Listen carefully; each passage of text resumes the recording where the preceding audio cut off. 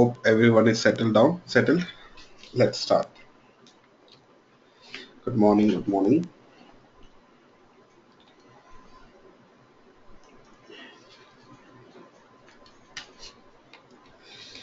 Good morning. So,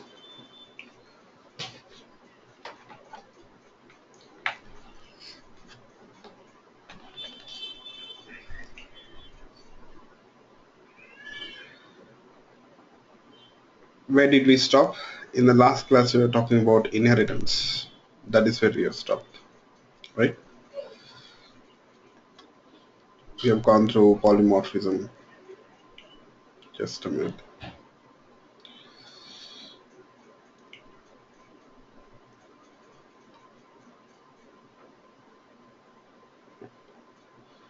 Okay. So, we were talking about inheritance in the last class. We saw how we can make use of inheritance concept in Java.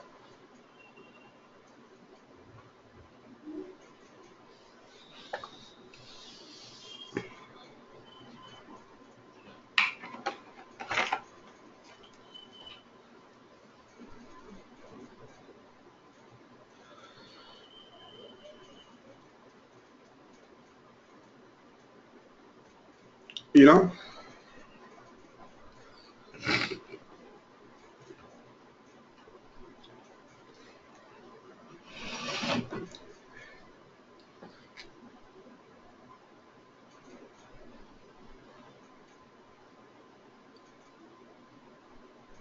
inheritance when it comes to programming,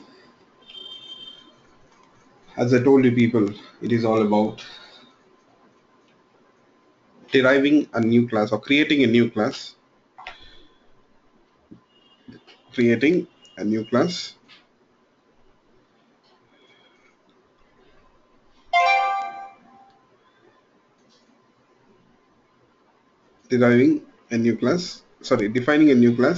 by deriving the members of an existing class, right? Defining a new class by deriving the members of an existing class.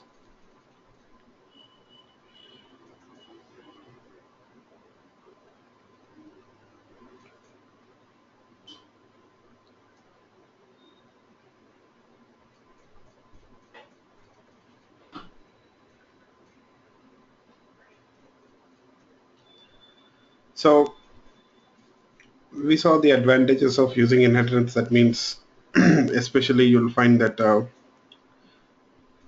it provides reusability, right? We can reuse the existing code. We can reuse the existing code, right? The help of inheritance. And we saw how to initialize the objects when we have inheritance in place. We saw how to initialize the objects when we have inheritance in place. How to call the superclass construct and the subclass. So these are all the things which we saw in the last class. Okay. Today we'll talk about packages first. A package. Let's see what is a package.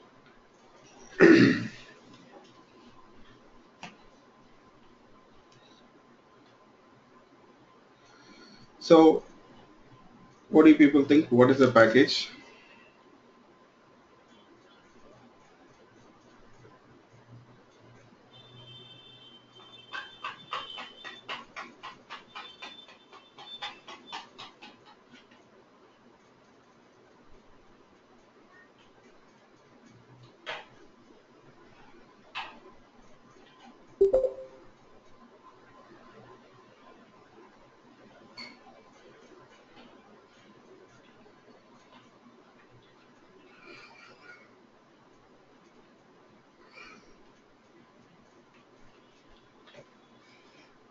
Okay. Collection of classes. So package,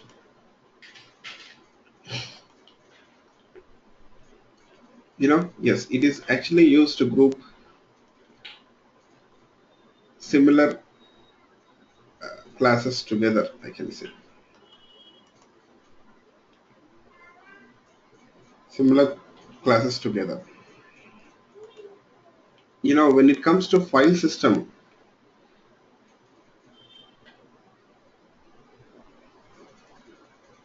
package is nothing but a folder or a directory, I can say.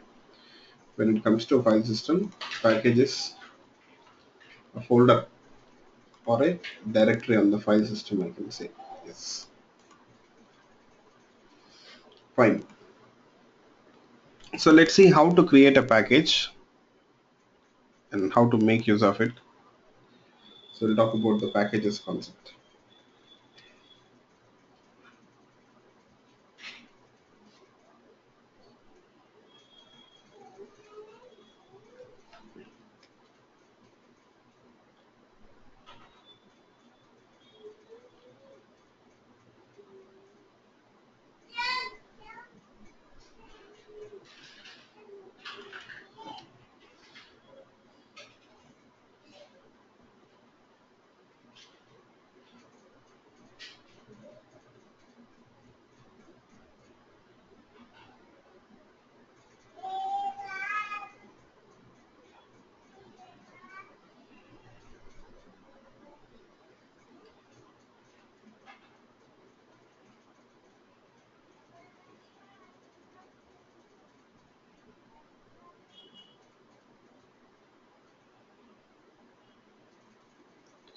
Okay, you see, if you're using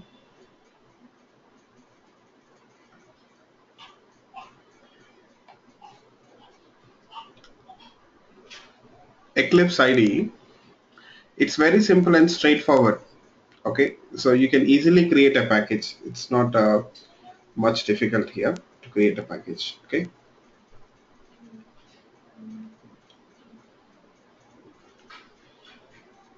so all you need to do is here, you see in the source folder, you can right click on the source folder. You have new option, right? Under the new, we have package option. Under the new, you should see package option.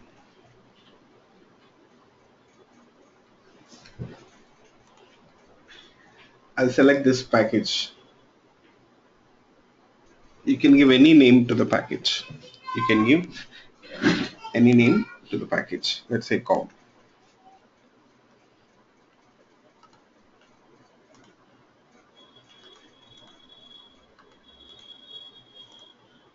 So as of now in this package, we don't have any classes. Let's try to add few classes to this package.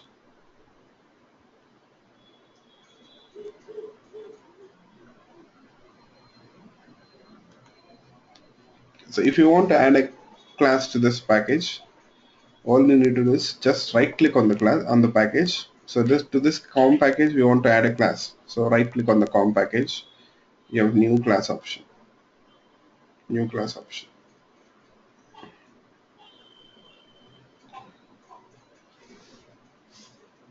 So what is the class name? Let's say the class name is, say, order class. Order.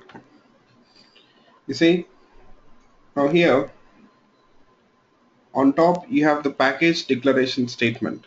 On top you have the package declaration statement.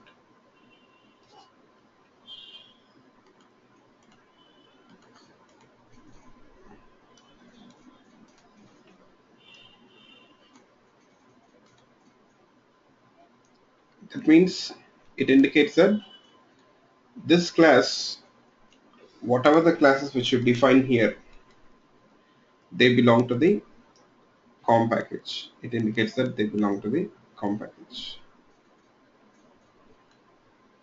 Okay,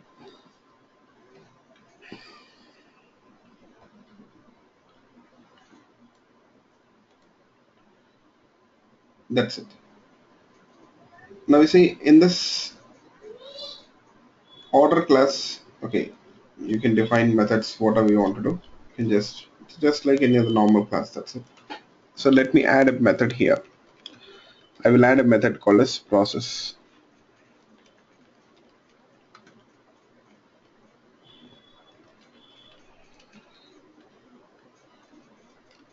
Okay.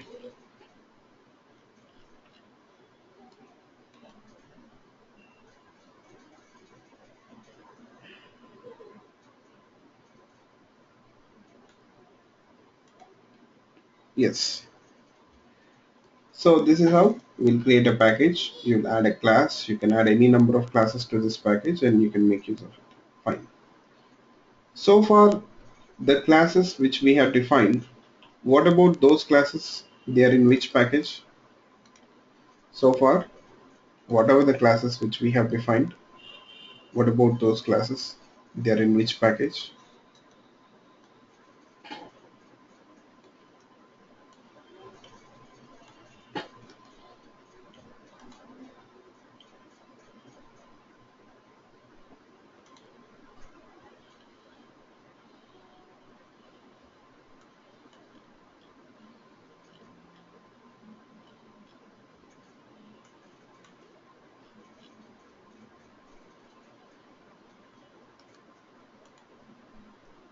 They are in default package.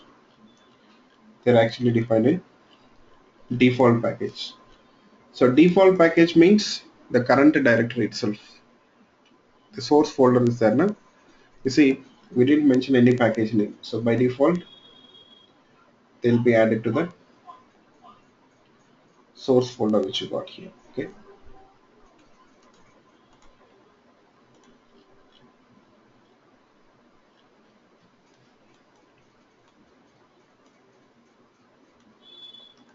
So now let's do one thing. Now we have one default package and the other one is the COM package. In the default class we have, sorry, in the default package we have test class, right? In the test, we have in the default package we have test class. So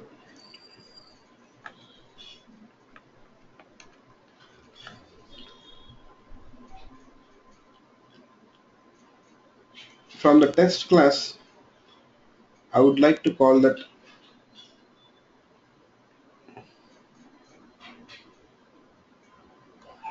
process method of order class.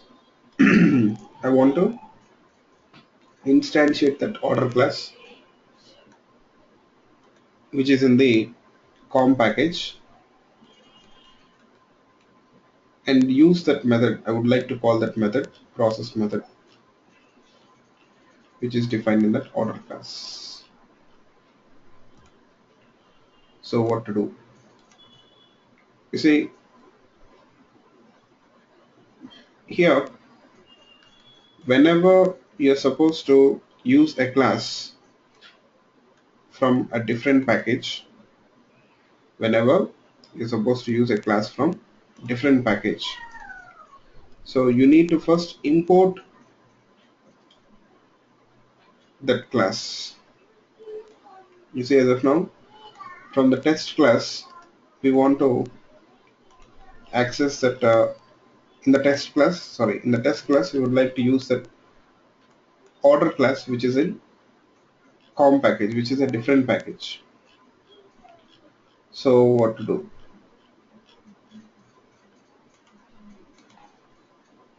In that case, you have to import that class. So whenever you want to use a class from a different package, you need to import that class. Whenever you want to use a class from a different package, so first of all you need to import that class.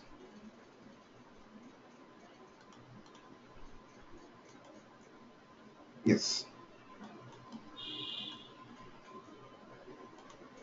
So let's try to import that class here. You see, import com dot order. That's it. So basically we are trying to import that order class which is in com package.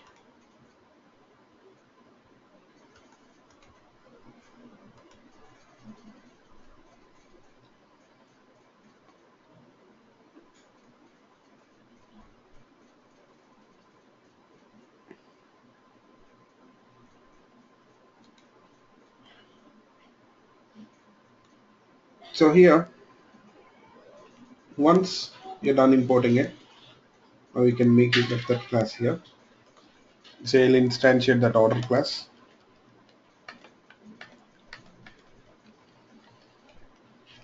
and I'll call that method process. So I'll be able to do this. So let me run this code. You see it prints process.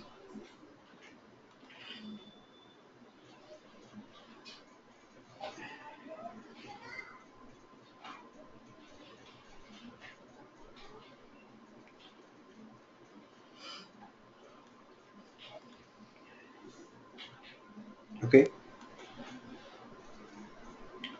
So hope you people got it, what we need now. Anyone got any questions? First of all, please let me know. If it's clear, then we'll move on.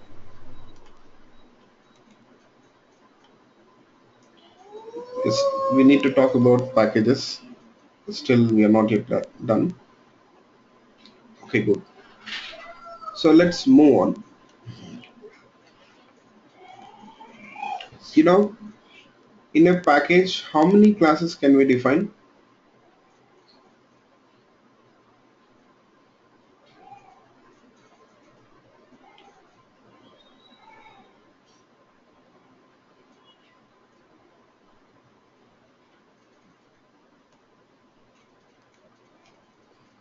How many classes can we define in a package?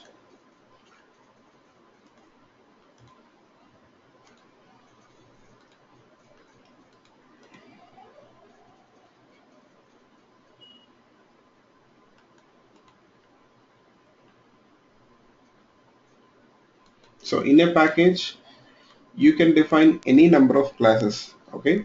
Yes. So there is no such restriction. You'll be able to define any number of classes. Yeah. Okay.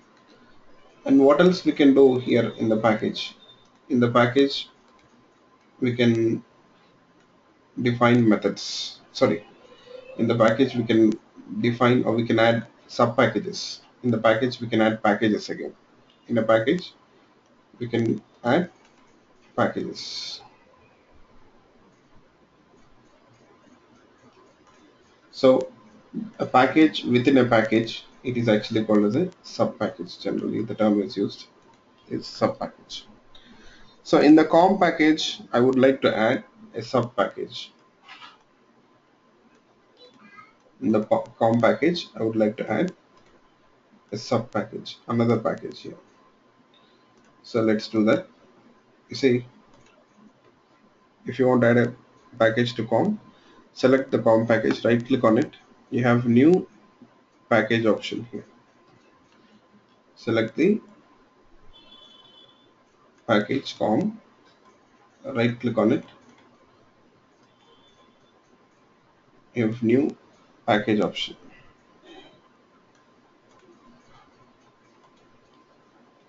So you see, always the sub package name should be prefixed with the main package name.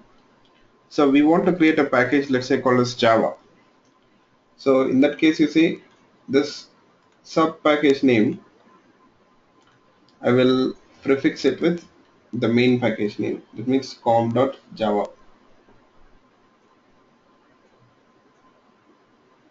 com.java.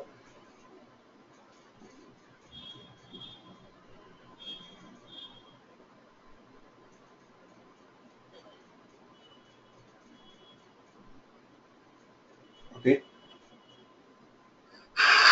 Okay, I want to do this. Just a minute.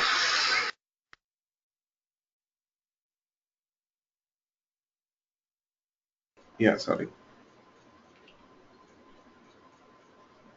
So always you have to add this prefix of main package com.java.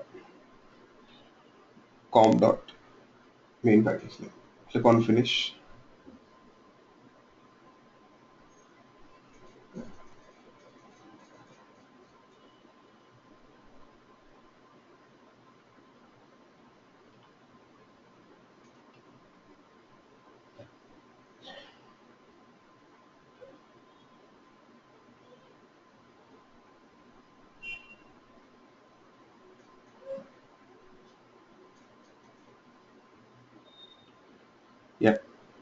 Now we have this package.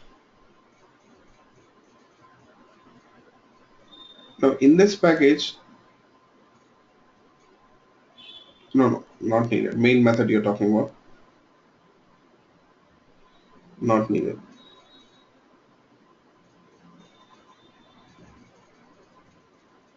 So now you see in this COM package, what we can do, again, you can add classes and you can add packages to it.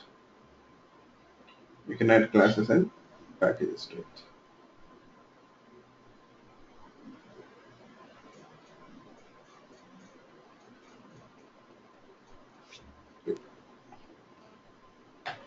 That is what we can do. So now here,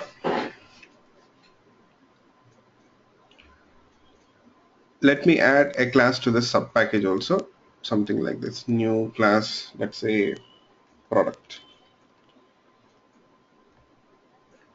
You see, I've selected that sub package, right clicked on it, and you have new class option, right? So once again, I'll show you people if anyone has missed it. Sorry. So select this com.java package, right click on it. You have new class option. You see the package option, it says com.java. So the class name is product. That's it.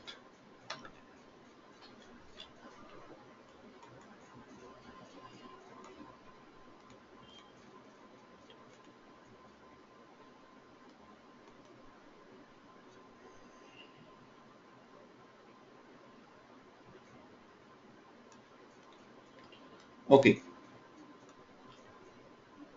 So now you see import statement here. See, this all about organizing the classes. That's it. It will help us to organize similar classes together. Yes, you may have different kinds of classes. So in order to group them, it will help us. So I'll show you people some examples for that. You'll see that. So now you see you have to import a package. Actually, you can import more than one package also. Com.start. Sorry, not more than one package, more than one class.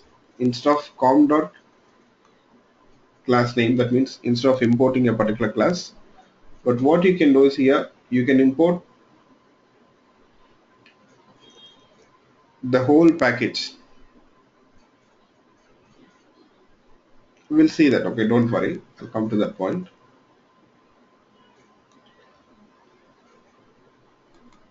You know,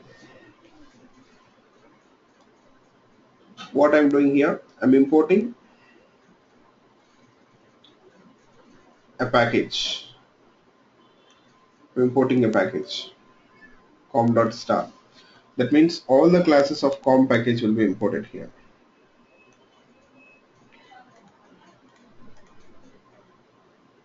All classes of com package will be imported. You know, when I say com package, only com package. If there are any subclasses, sorry, sub packages for com, if there are any sub packages for com, you know, that sub packages will not be imported. The classes of sub packages will not be imported. Only the classes of com package will be imported.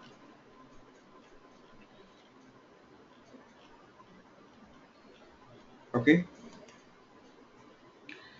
So what about that Java package? So Java is under that com package, right?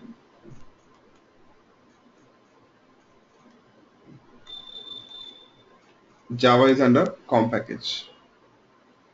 It's a sub package.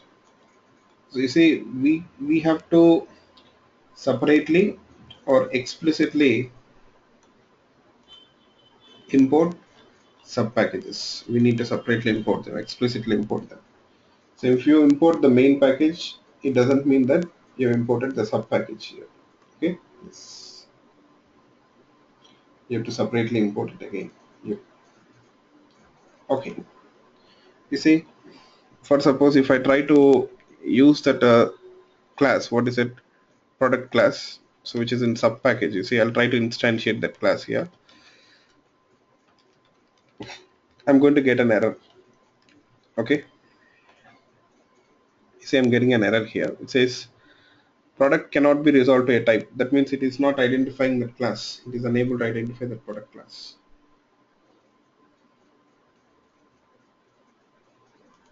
It is unable to identify the product class here.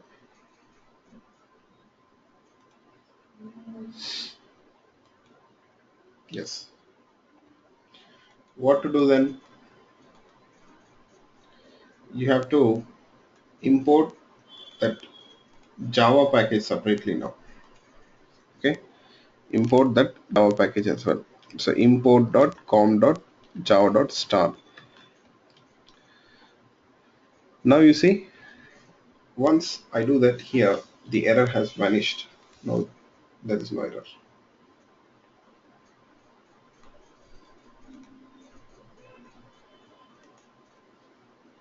Okay.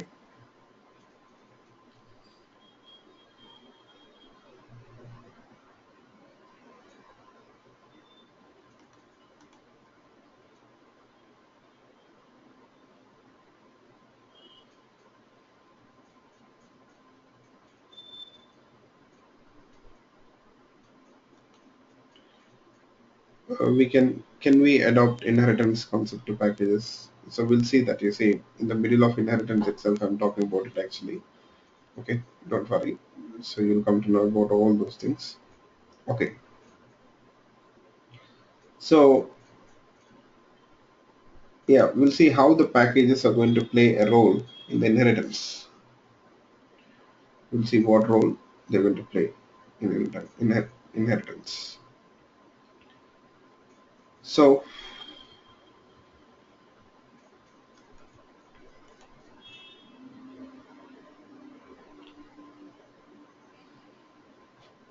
yeah, that's right. So if you import a package using using dot star, that indicates that only the classes of that package will be imported.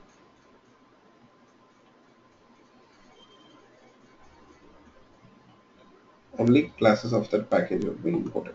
Yes. Yeah. Okay. So next, you know, actually, it is recommended that we import only those classes which we are using from that package. It is recommended that you import those classes particularly you're using. Don't import the whole package.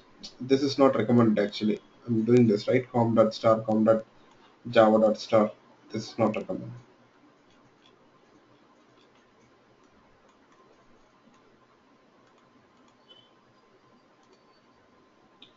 This is not at all recommended.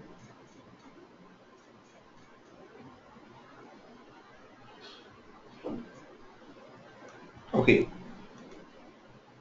Next, actually, why it is not recommended? What do you people think? Why we should not import the whole package? Why we are not supposed to import the whole package? What's the issue?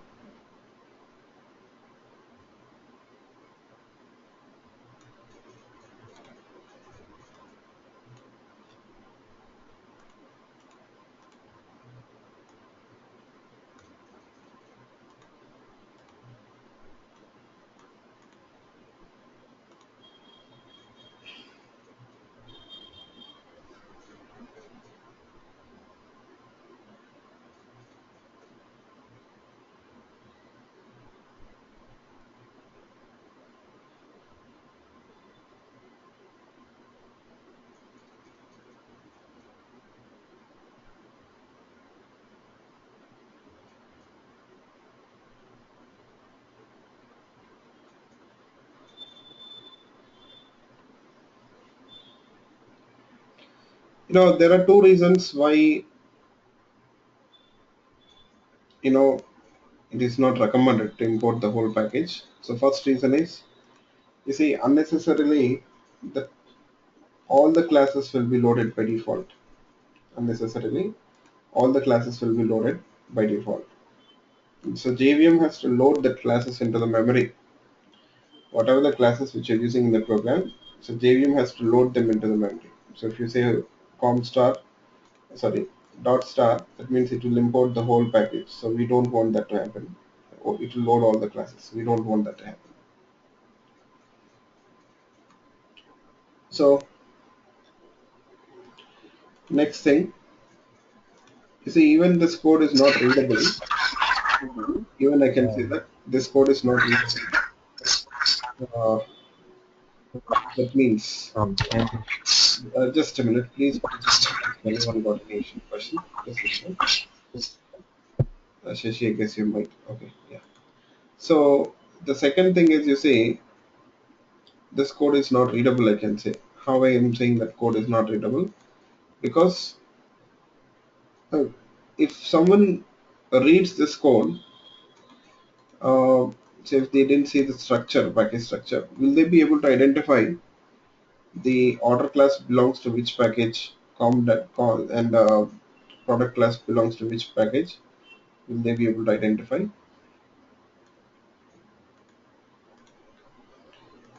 The order class belongs to which package, com class belongs to which package? Can you identify that?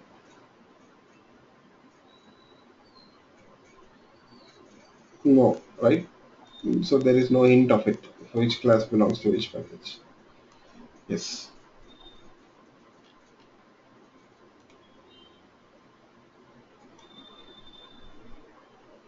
so that is the problem. So that's the reason why it is better if you can import a particular package itself. Oh, sorry, particular class which you're using. So let me do that here. You see, now this code is more readable. Yep. So com.order. That means okay, that order class belongs to com package. Com.java.product. That means that product class belongs to Java package. That's it.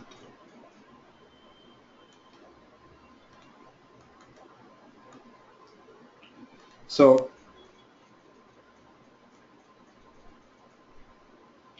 I'll show you people a few shortcuts here. Okay,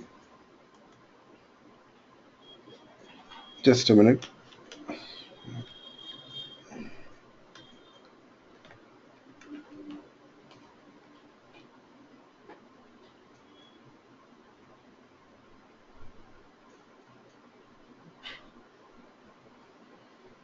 For suppose you want to use that order class from com package.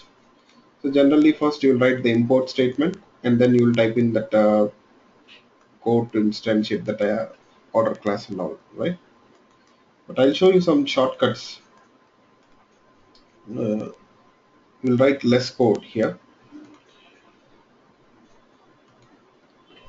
So I want to instantiate that order class and make sure that it is imported. So for that, what you will do, just type in the initial letters of that class name. Type in the initial letters of that class name. And then press Control space. Please make a note of it. Control space. Press Control space. So when you do this, you see what it does. Here the Eclipse IDE will list down all the classes whose name starts with OR. It is also providing the package details also, including the package details.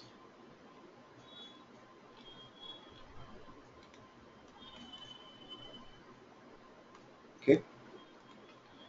So I would like to import that order class from the com package.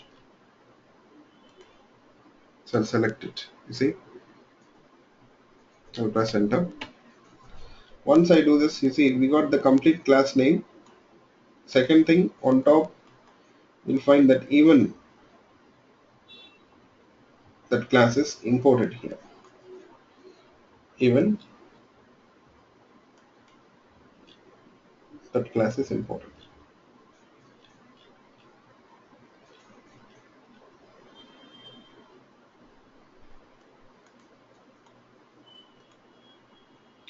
That import statement is added by default now. So we didn't type it.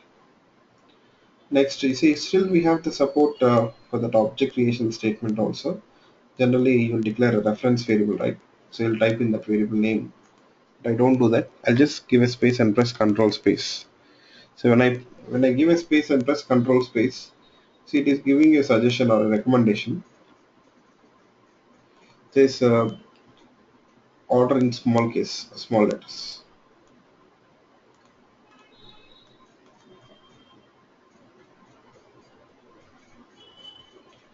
So you can use that reference variable. Press enter. Sorry, press enter. Equal to, I'll type in new. Press Control space. Followed by new, you'll have a call to the constructor, right? You press Control space here. You see, it will show you that constructor calls also. So if you give a space after that new keyword and press Control space, it will show you the constructors which are defined in that class.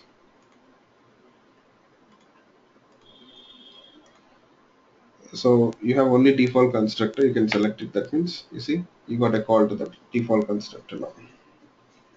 We got a call to that default constructor.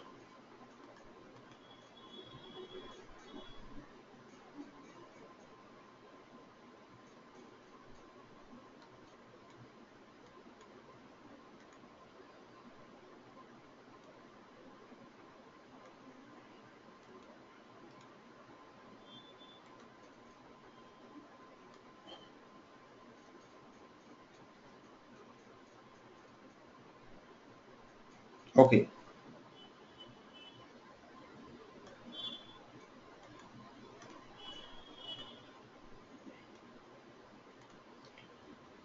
So this way you see you can use shortcuts. You don't need to type the code explicitly.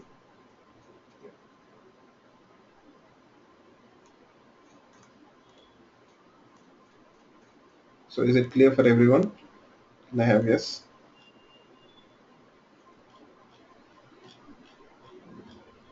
Any questions? Now do you tell me any questions? Hi, Mahesh. Yeah, tell me. Mm. When you were saying about the importing the classes from the other page, so Yeah, how it makes difference between import form and import form dot star? yeah, you see import com.star means you're importing the whole package.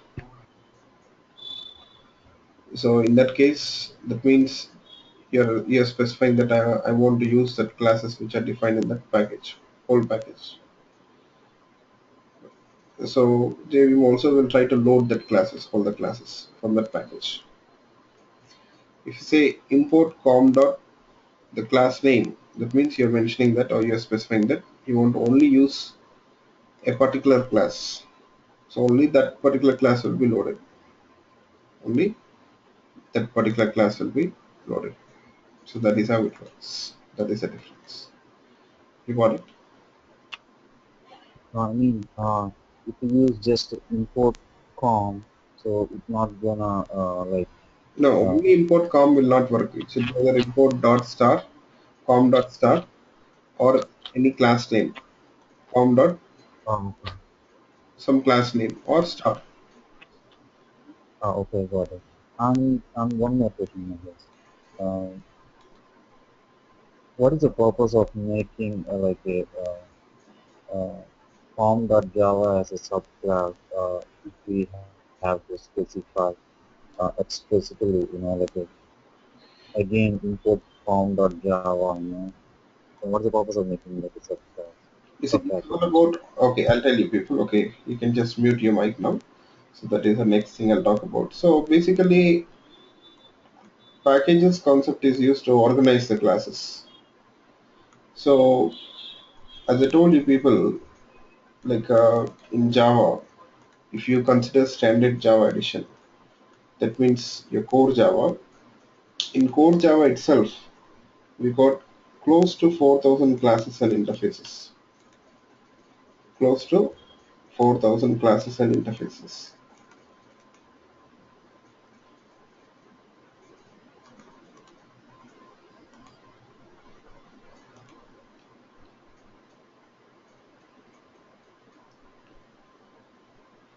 So just imagine if all those classes, if they are dumped in a single place, so it would be difficult to manage them in a single folder.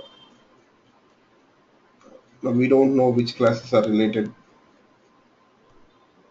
So you see, Java people have used this packages concept so that they can organize those classes with the help of packages. So let's see once.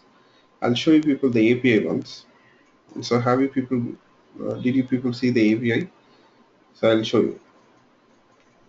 If you people have installed Java on your machines, you should see a Java folder under the program files. You should see a Java folder under the program files. Yes. So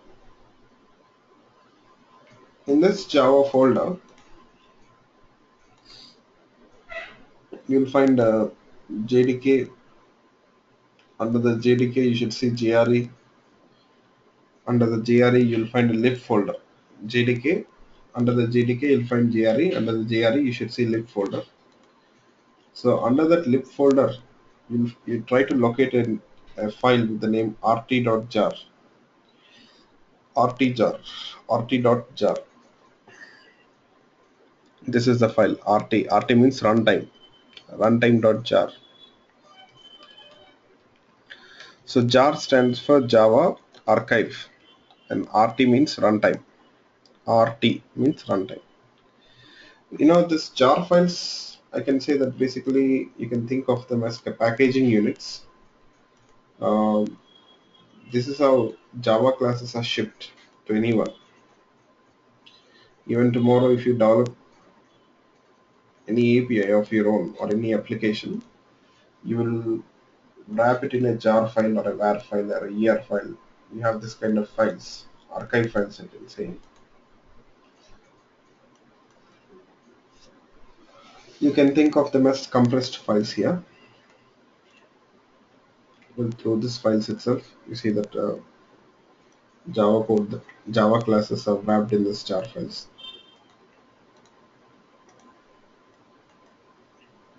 So in this rt.jar, you will find your API classes.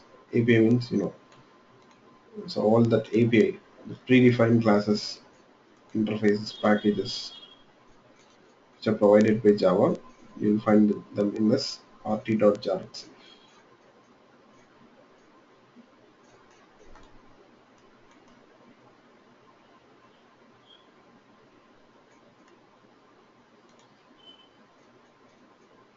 Okay, so let me open this rt.jar file once. Generally, I use WinRAR for that. I use a software called as WinRAR for this.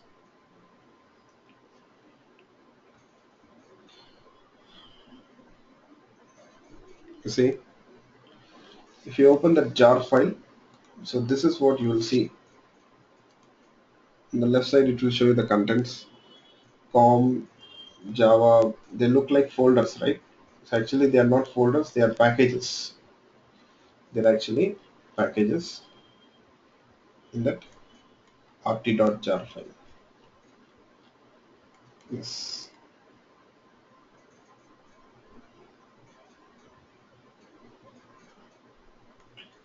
So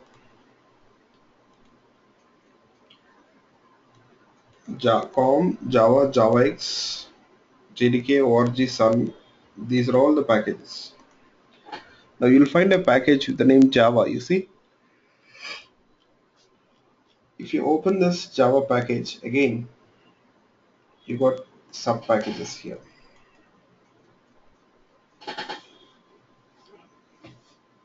So we have sub packages.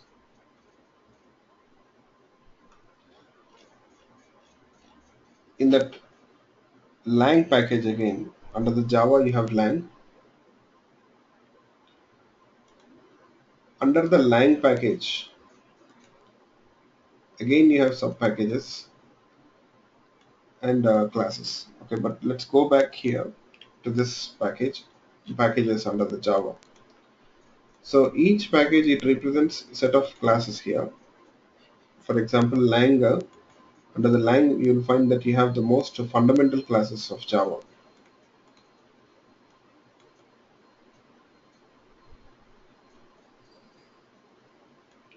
You have most fundamental classes. Lang package is considered as a default package. Lang package is actually considered as the default package. That means by default, lang package is imported, and in the lang package you have the most fundamental classes.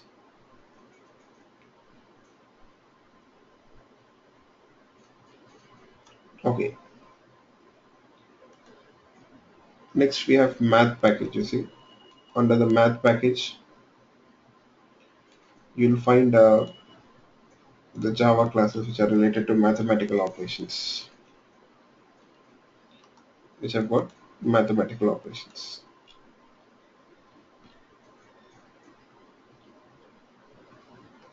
Next,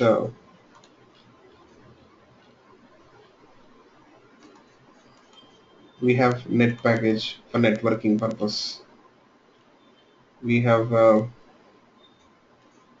SQL package down for database interactions. This way, each package you see has got set of classes which have got some similar, or they are related somehow. Okay, so IO on top, it's streams we say. Basically, they used to move the data from one source to or one place to another place, and all the classes related to IO streams, they are in that IO package. So this way, the classes here, you see, they're grouped. So there is a necessity for sub packages. You see this way under the Java. Java is considered as a fundamental package. In that again, you have this sub packages. Again, sub packages are grouped into various packages based on the kind of functionality which they provide. Yeah. So this is something like, you can think of it as you know racks, bookshelves in a library. So when you visit a library, you'll have racks or bookshelves. So you'll find that set of racks, they may belong to a particular subject, like for suppose computer science. That is one subject. Again, each in that rack you may have a particular shell with again Java books. Okay, you may have another shelf where you have database books. You may have another shelf. You may have .NET books. You may have another shelf. You may have some other uh, PHP books. Let's say. So this way, a shelf again in turn, you may have a rack. Again, in that rack, you may have shelves, and each shelf may have a set of books. So similar again. So here also, your package, your sub package, they are used to group the classes. Again, you can further group them into sub packages. This way, we can organize the classes with the help of packages. That is how the concept of packages is used. So now hope this is clear for everyone. So why we need a package, a sub package. Yeah. Still anyone got any questions?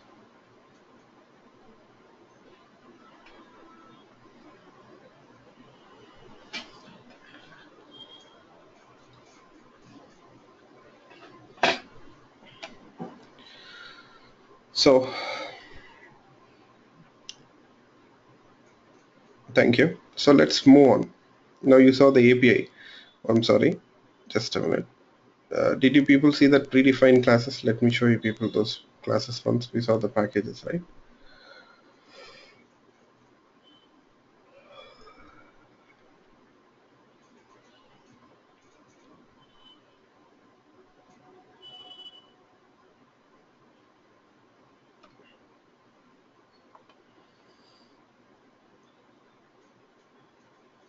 You see, you have COM or Java package. Under that you have lang package. You see, on that lang package, what are this? These are all class files. You see, all the class files are there. So relate. These are all class files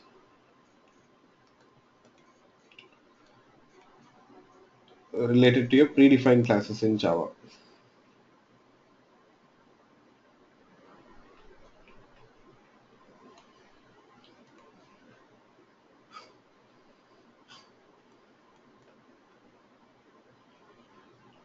Okay.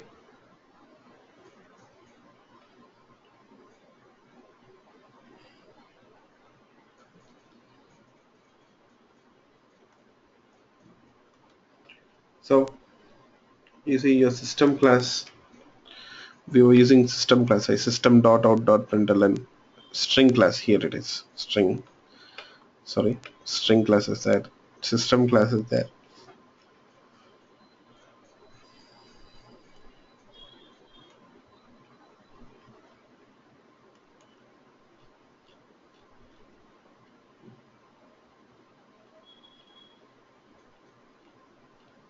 Okay.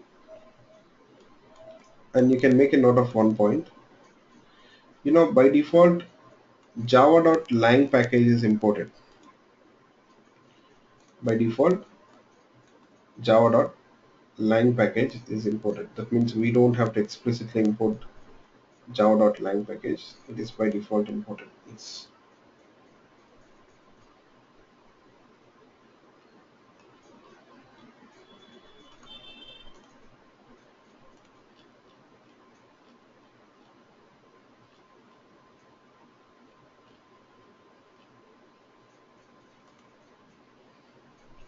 That means we don't have to explicitly import java.lang package.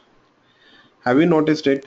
So far we have used that class, system class, string class. You see this string class, I used to do this. Uh, Something like this. Actually, but I never imported it. You don't need to do that. Even system class also. System.out.println. Always you use that system class, but we never imported it.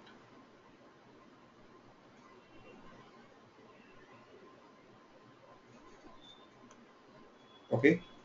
Why? Because by default it is imported. So you don't have to explicitly import the system class.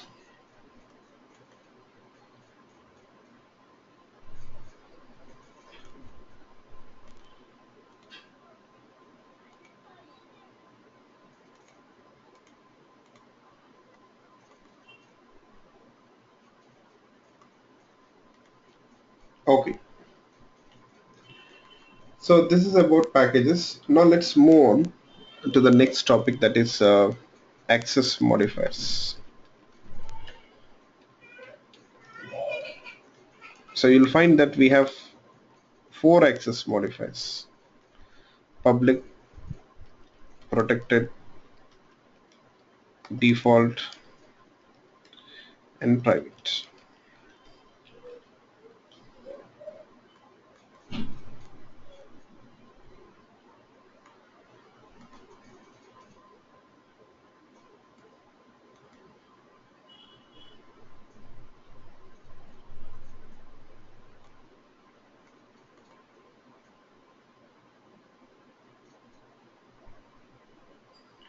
So access modifiers,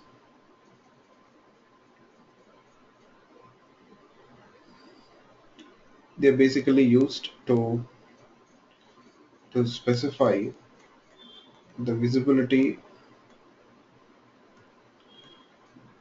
or accessibility. In order to specify the visibility or accessibility of a class, a variable,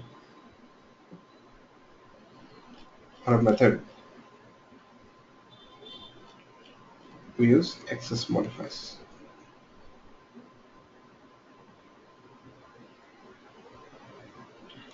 So access modifiers are used to specify the visibility and access are used to specify the visibility or accessibility of a class or method or a variable, I can say. So access modifiers are used to specify the visibility of a class, variables, or methods.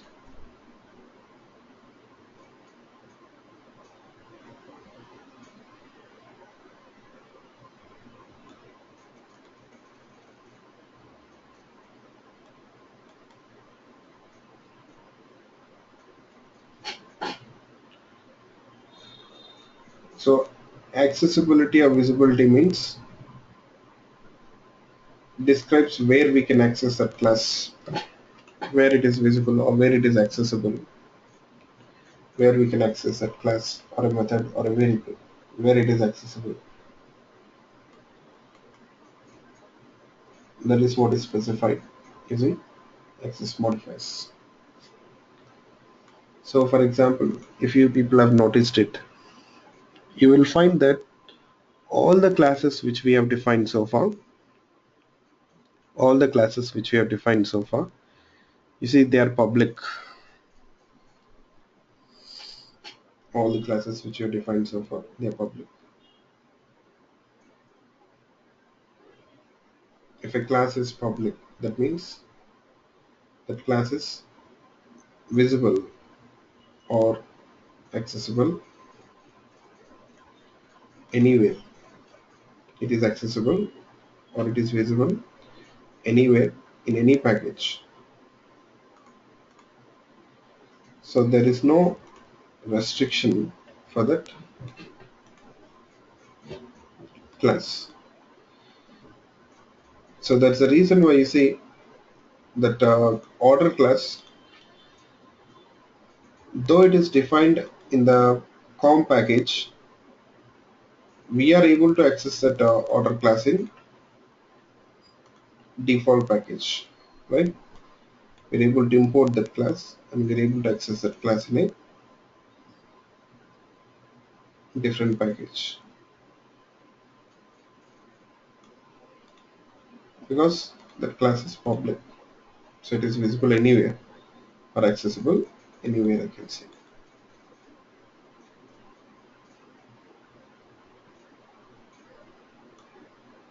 Okay,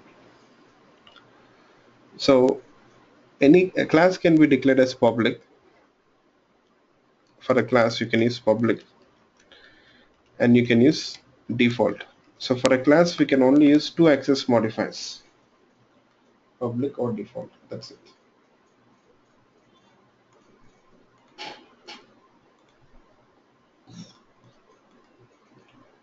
As I told you people, the public access modifier means it is the least restricted access modifier. That class is visible or accessible anywhere, so there is no restriction on that class, I can say. What about default? Default means,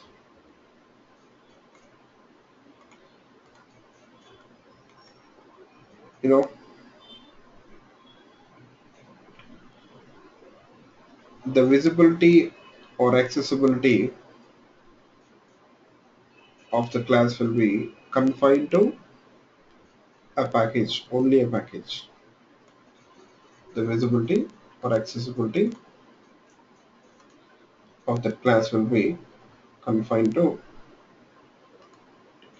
only a package. So here you see, how can we declare a class as default? You see, don't use any keyword. One important thing, in order to declare a class as default, we should not use default keyword. We are not supposed to use default keyword. Don't use default keyword. If you want to declare a class as default, don't use default keyword.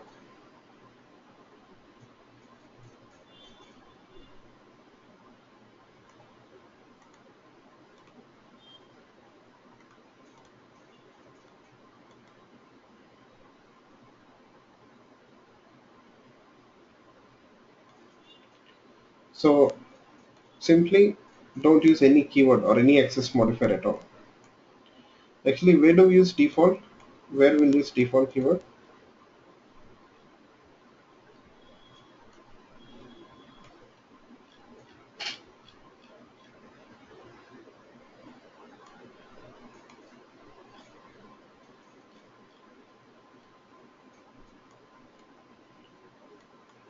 Default will not use it here. Okay, will not use default to declare a class. Default keyword is used in switch case. It is used in switch. Few people remember, right? So default keyword is used in switch. So if you want to declare a class as default, simply don't use any access modifier. That's it.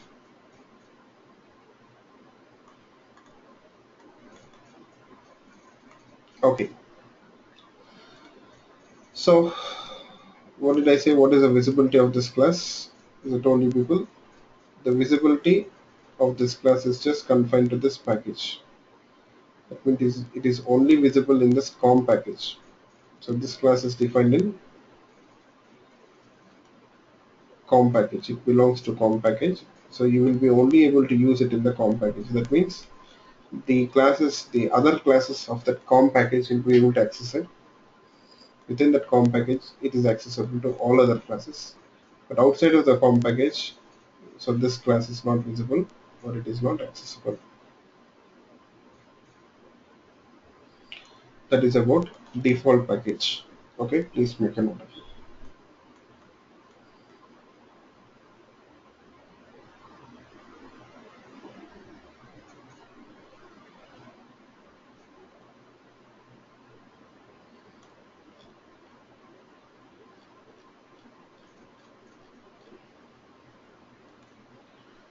So if a class is declared as default, that means it is only visible or accessible within the same package.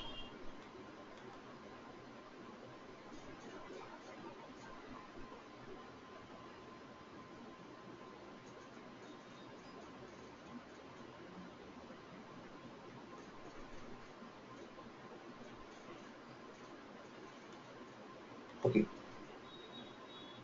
Next, we cannot use other access modifiers for the class. We cannot use other access modifiers for the class.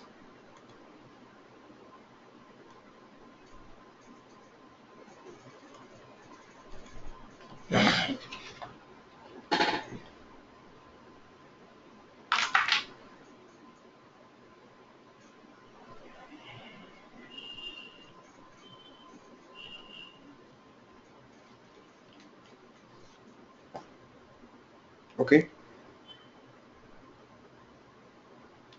Only public and default can be used. For suppose if you declare a class as protected, then you'll get an error. What it says? So the illegal modifier for the class order, only public and abstract and final are permitted. So now you don't need to bother about public, abstract, and final.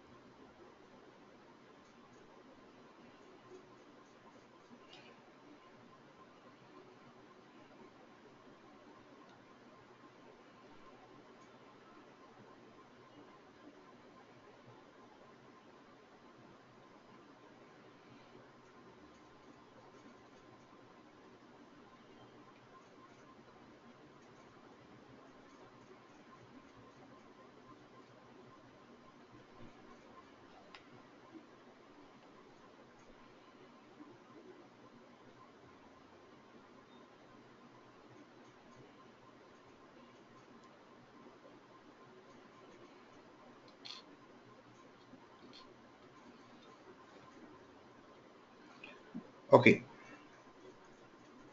next we'll talk about methods.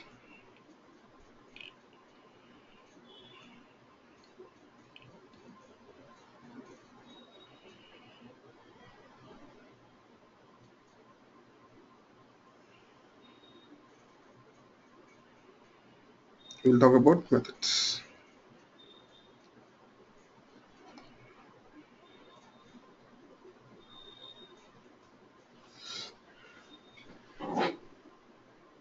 You see, for the method, we can use all the four access modifiers, so there won't be any restriction on that.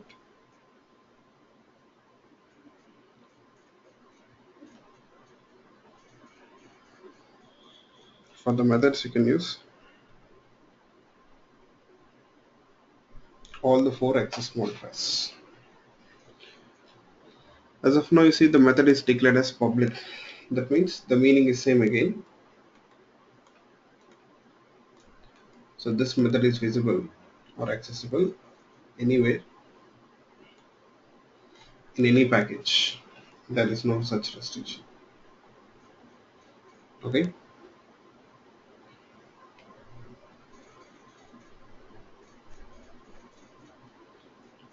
Next, we got default. Even we can declare a method as default.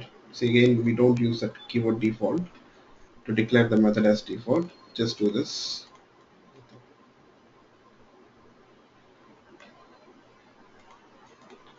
So what if the method is default? That means the visibility of this method is confined to yes.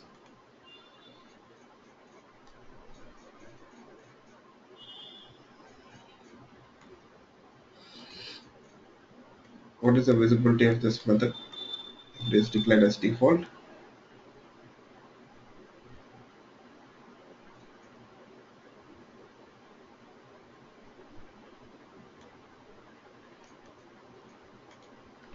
So it is confined to the package. I can say that that method is private to that package. That method is default method is private to that particular package. It is private to that package.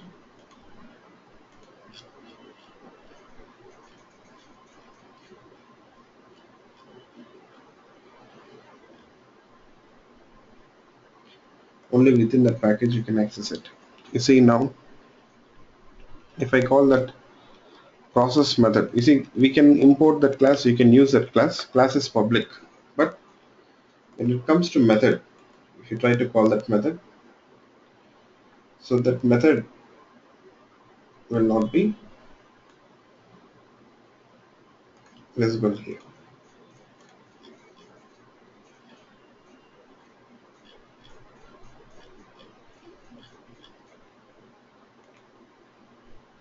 You see, it says the process method or method process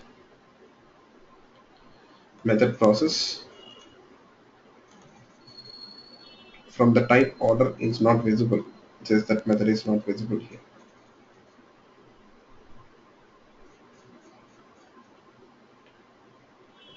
Okay. Next, you see, you can declare this method as private also. What if that method is private? What does that means?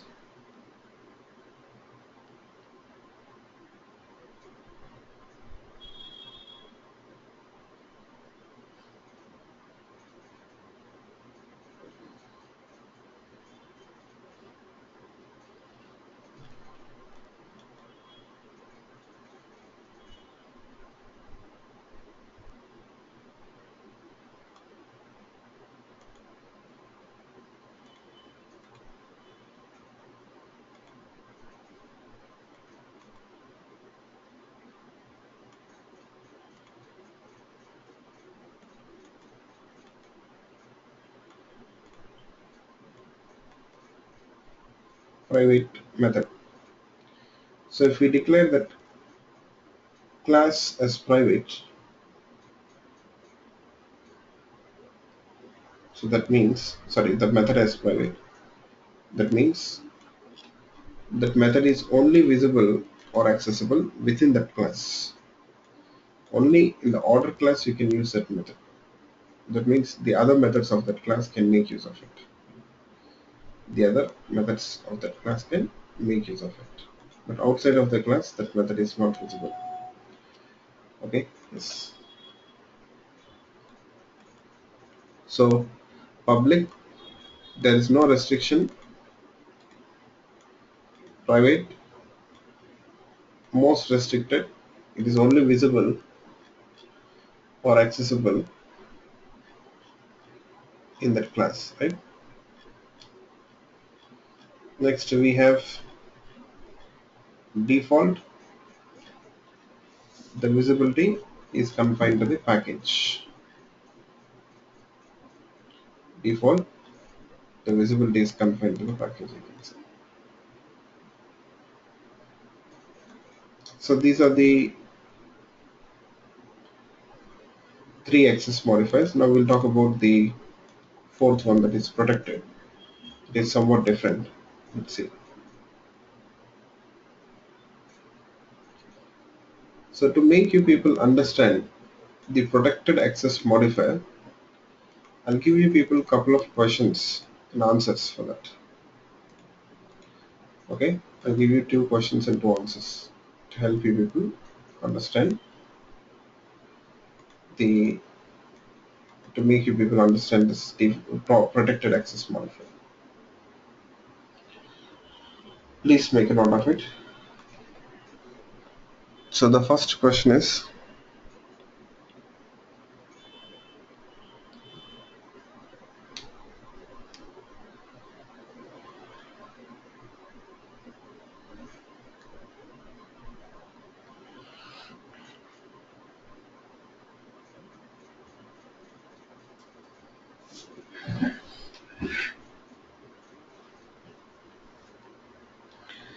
yeah, the first question is,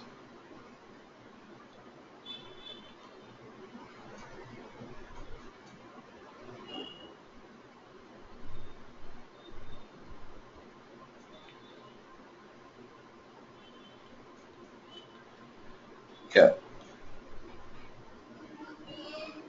when the subclass and superclass are in the same package, when the subclass and superclass are in the same package,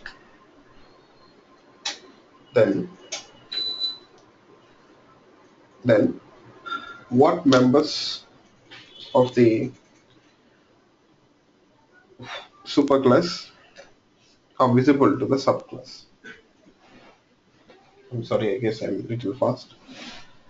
I'll repeat it. So when the superclass and subclass are in the same package, when the superclass and subclass are in the same package,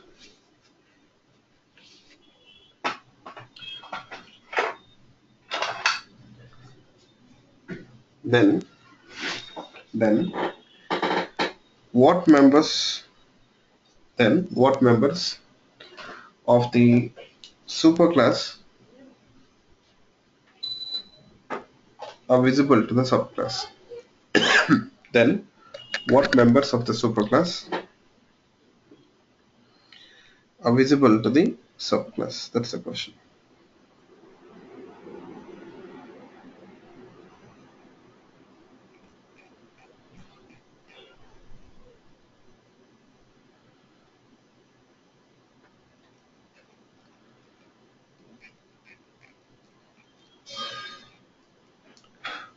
What members of the superclass are visible to the subclass?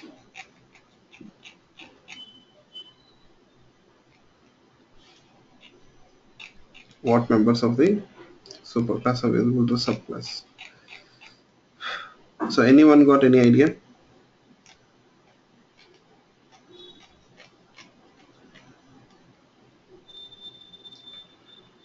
Okay, yes. Public,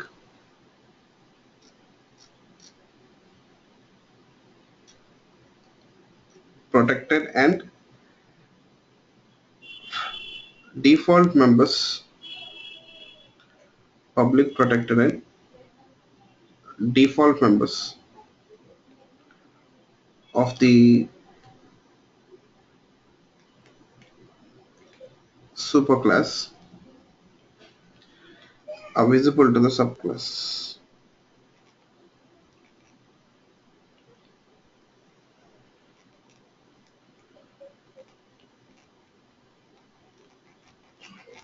Public protected and default members, public protected and default members of the superclass are visible to subclass.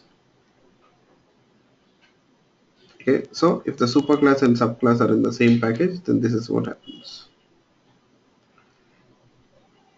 So if they both are in the same package, so this is what happens.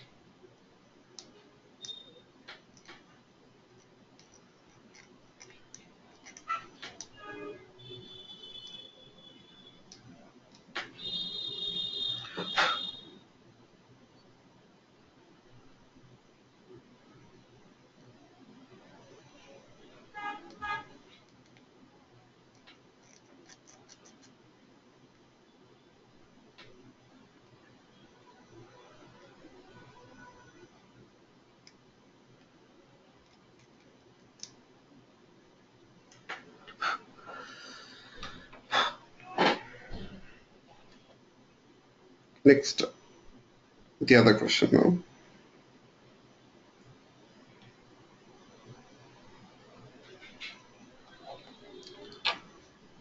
Second question.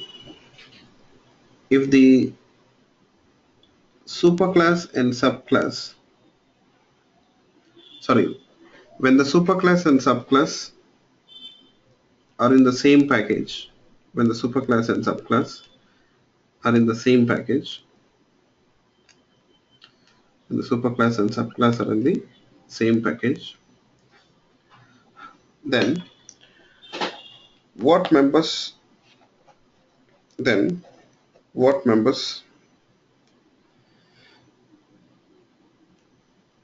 what members of the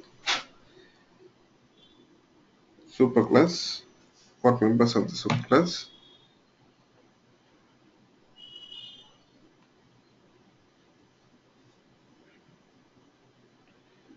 are visible to the subclass?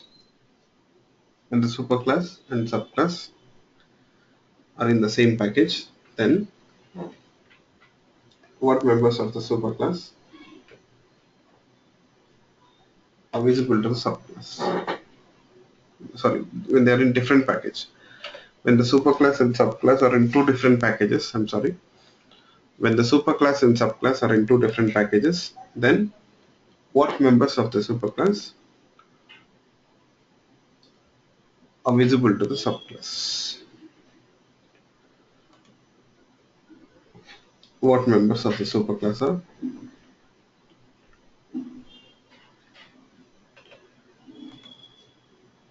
visible to the subclass?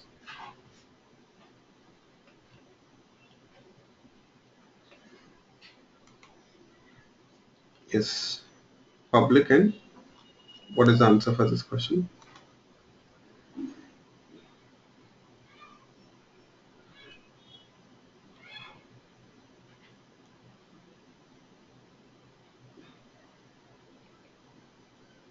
Please make a note of it. Public and protected members, public and protected members of the superclass are visible to the subclass. Public and protected members, sorry, public and protected members of the superclass are visible to the subclass. Public and protected members of the superclass are visible to subclass. Okay, yeah. That means for the subclass, that means for the subclass, the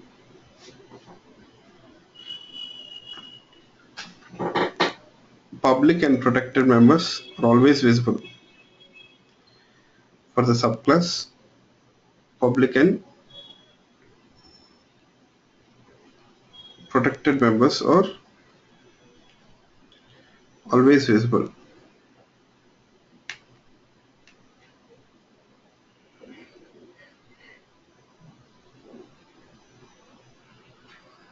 Public and protected members are always visible. Then what is the difference between public and protected members? What is the difference between public and protected? Let's see.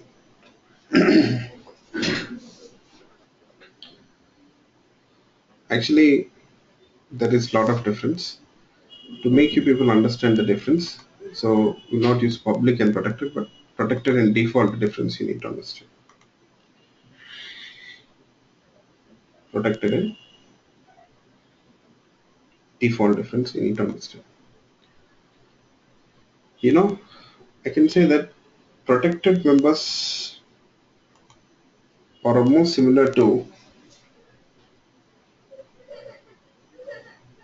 protected members are similar to default. Protected members are similar to default,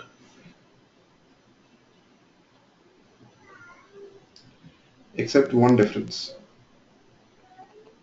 Within the same package, you see, protected members are visible to all other classes. Within the package, even default members are visible to all other classes, right? There won't be any difference here in this regard.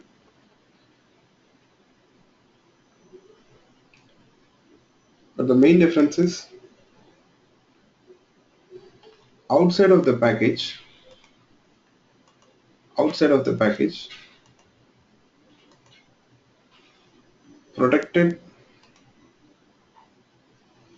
members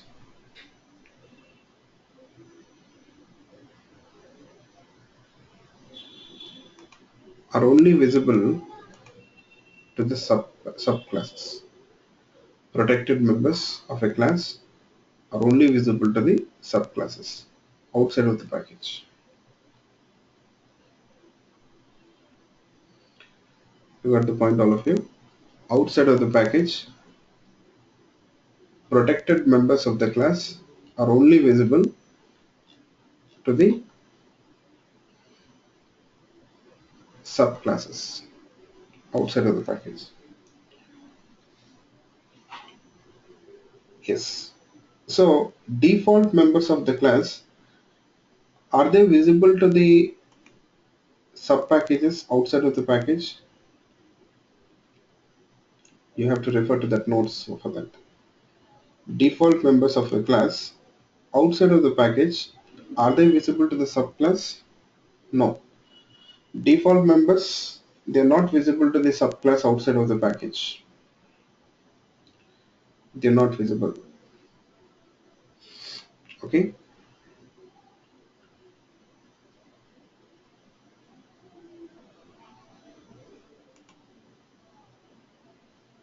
Yep. But protected members, they are visible to the subclass outside of the package. Right? Yeah.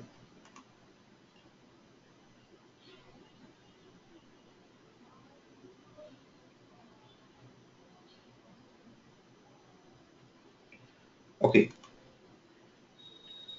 So I'll show you people with an example. I'll demonstrate it with an example. Okay. Let me do that. You see, first suppose you take this example of savings account and junior savings account. Now in the savings account, we got this members of member swings,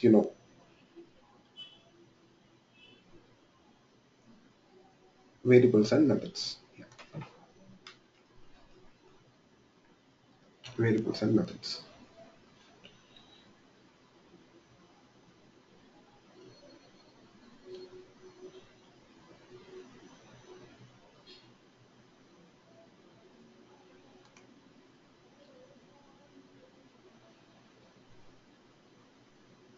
You know, I will define a method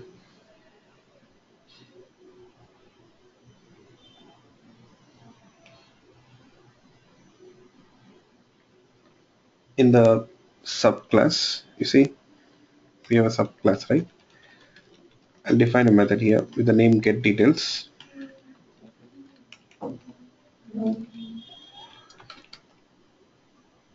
In this class, we are not talking about any object-oriented concepts. Generally, I can say these are all technical stuff which is needed for us. Pragmatically, we need them.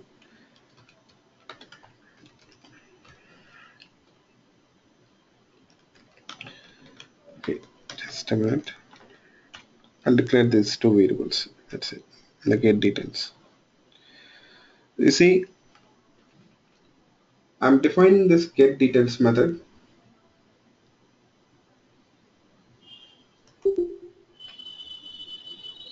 in the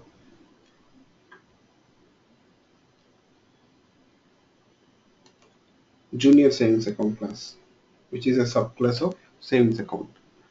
As of now, these two classes, junior savings account and savings account class, they are in the same package, right? They both are in the same package. Yes, they both are in the same package.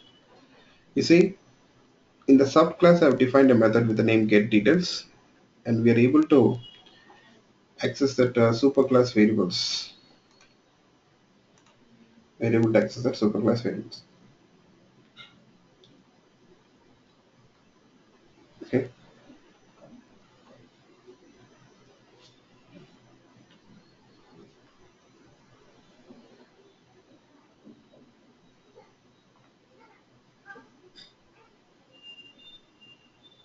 You see, in the superclass as of now, what is the visibility of these two variables? What is the visibility of these two variables which you got in the superclass?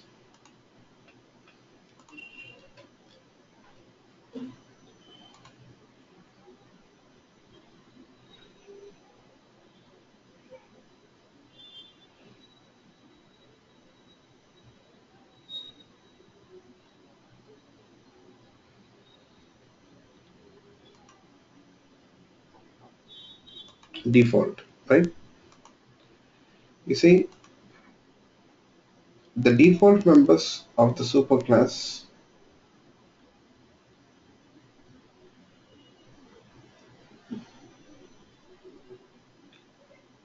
they are visible to the subclass. You see, in the subclass, we are not getting any errors. If you are trying to access those variables, so you are not getting any errors. So this is absolutely fine. There is no problem. This is absolutely fine. No issues. You know what?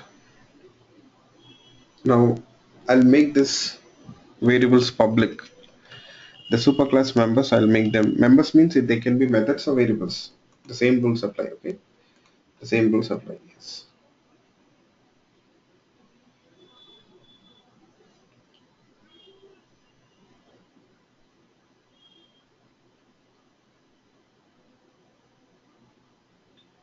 Here, the subclass will be able to inherit this public members also without any issues. Am I right? It will be able to inherit that public members also. There won't be any issues. See, you won't see any errors here. You won't see any errors in the subclass and that method. So for suppose here, what if I declare the subclass superclass variables as protected? The members of the superclass are protected. Subclass, will it be able to access its protected members? The subclass, will it be able to access the protected members?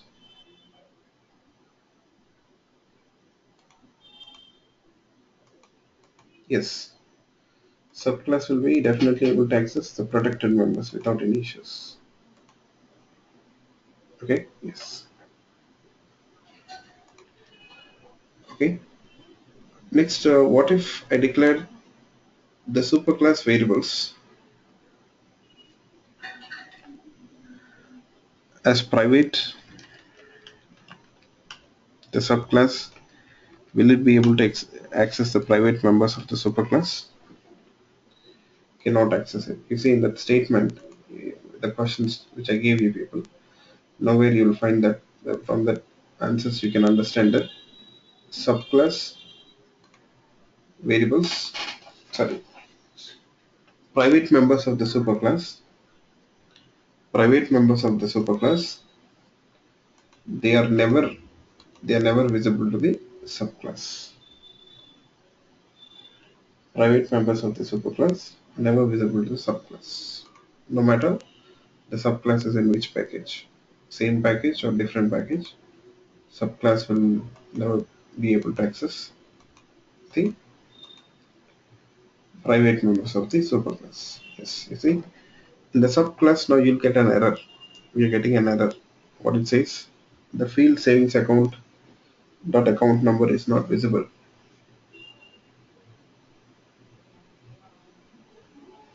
It says that field is not visible because now they're declared as private in the superclass.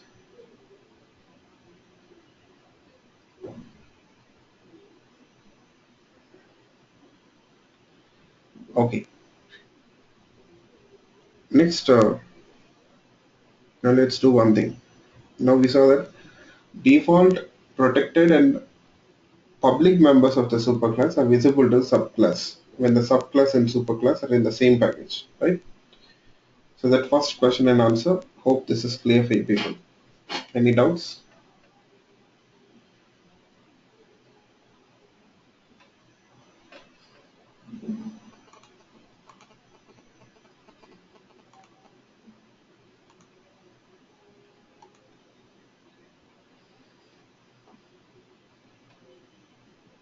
Okay, cool. Now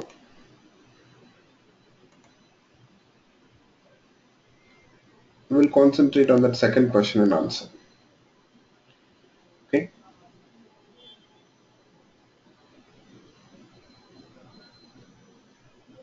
So the second question is,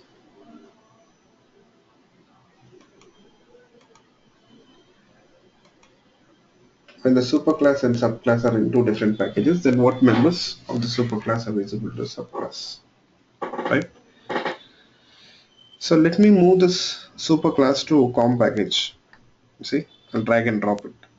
Now the savings account class is in which package? Com package. I've just moved it. Okay, I've just moved it. Yes.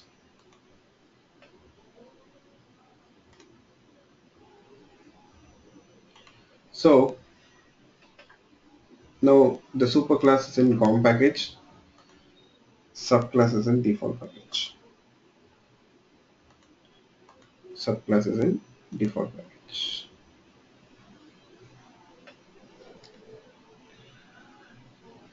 Now let's say the superclass fields are private. Subclass, will it be able to access them? No, it cannot. Let's say the superclass fields are protected. Superclass fields are protected. Subclass, will it be able to access them? Subclass is in a different package. Yes, it can. Subclass, it will be able to access protected members of the superclass, no matter the subclass is in which package. You see, you won't find any errors here. There are no errors. Okay, you won't find any errors.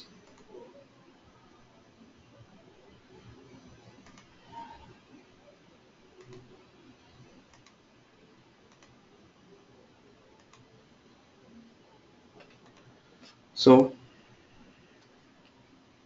next, if the superclass members are default, then the subclass, will it be able to access the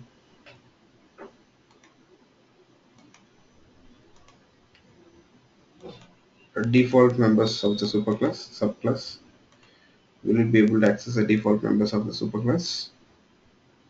Subclass is in a different package.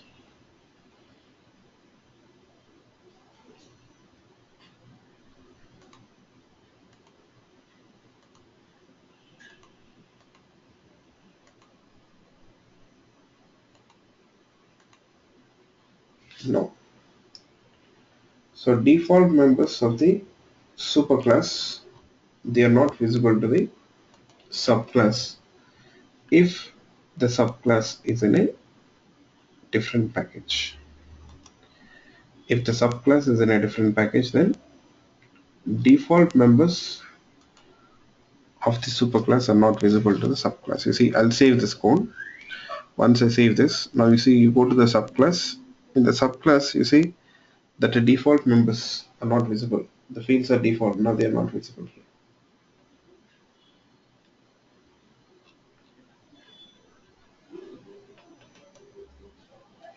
The field savings account number is not visible, it says.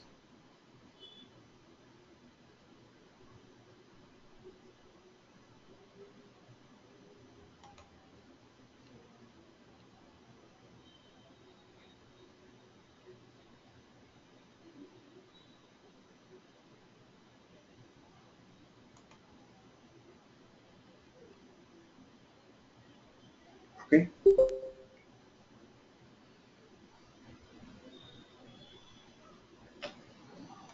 fine.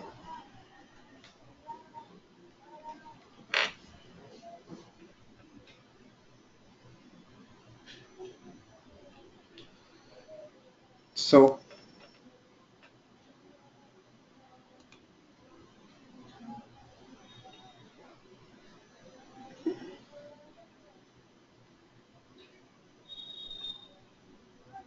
now you see here the junior savings account class, it is not able to access the default members of the superclass, right? So if they are protected, junior savings account class can access it. See, now there is no error. You see, though the junior savings account class is in a separate package, it can access it. Within that same package, the junior savings account class and test class are in the same package, right? Now the protected members of the protected members of the savings account class, will they be, will they be accessible to the test class? The protected members of the savings account class, will they be accessible to the test class? No? Yes or no? Protected members of the savings account class. Just check that protected members, you see, outside of the package, they are only visible to the subclasses. So test class, is it a subclass of savings account?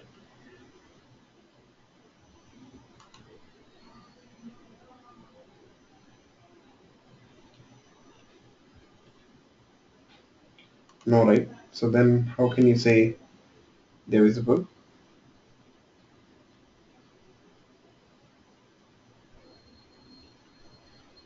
They're not visible, right?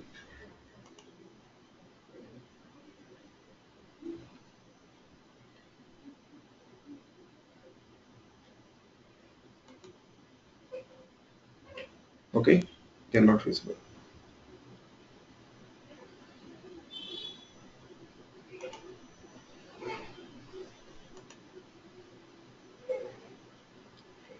Yes. So for the test class, protected members of the savings account class will not be visible. You see, let me instantiate that class and then I'll try to access that account number. We'll get an error. So what is the error? It says field savings account dot account number is not visible. You see, in the default class we have test class. In the same default package, we have junior savings account also. You will find that for the junior savings account class, the protected members of the savings account class are accessible, But for the test class, the protected members of the savings account class are not accessible. Why? What? Why so? What is the reason? Because test class is not a subclass of test class is not a subclass of savings account class, right? Whereas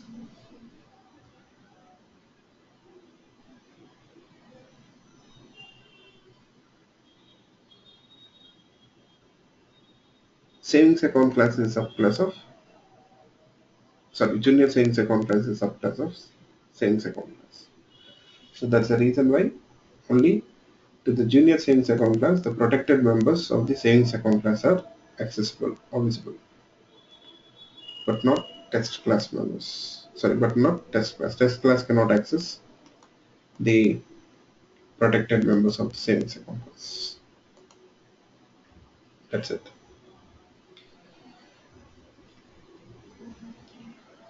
Okay. So is it clear for everyone?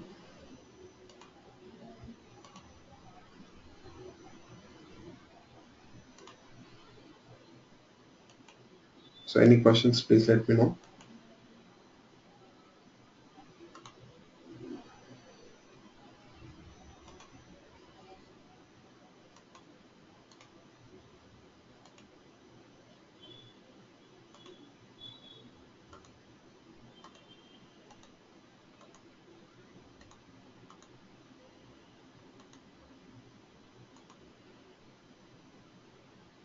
Okay, good.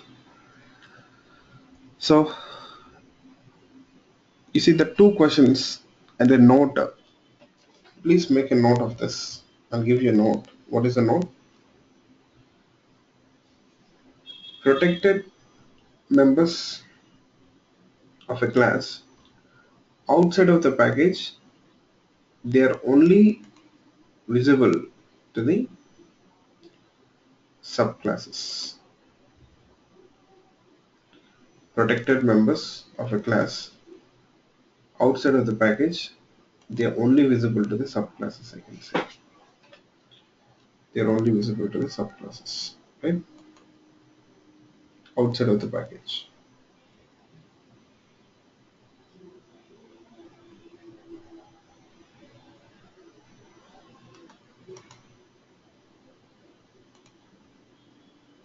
Okay.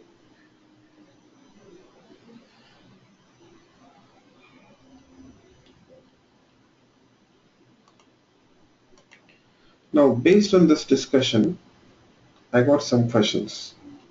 I want you people to answer them.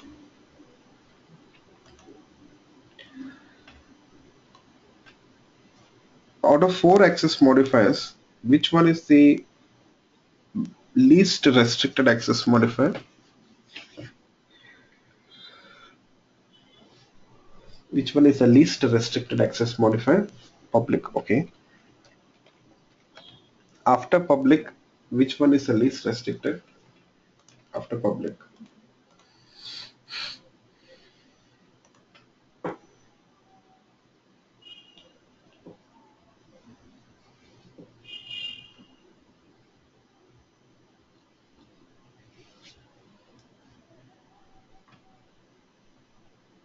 Protected. Yes. Protected is least restricted after public. After protected, I can say default and then private, the most restricted. Private is the most restricted. So if you compare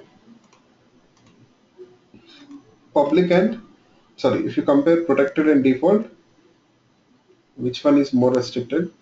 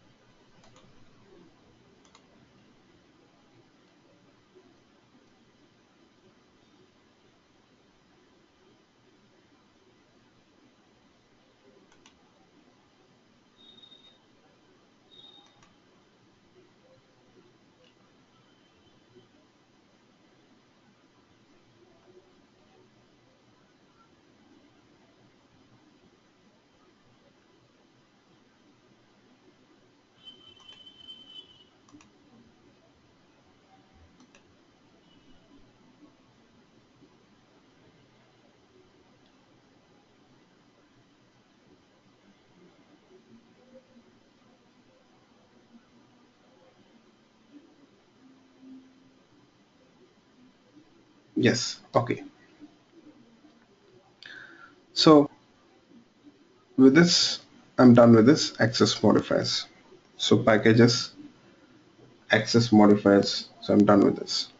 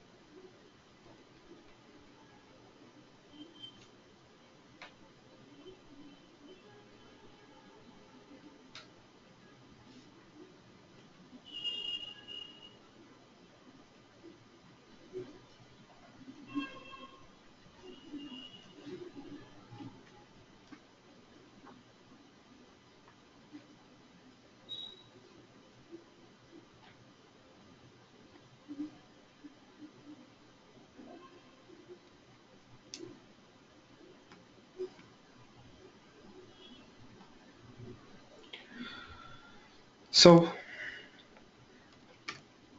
let's move on. Next thing which I'm going to talk about is very important. So related to inheritance itself. Um, let's see what is it.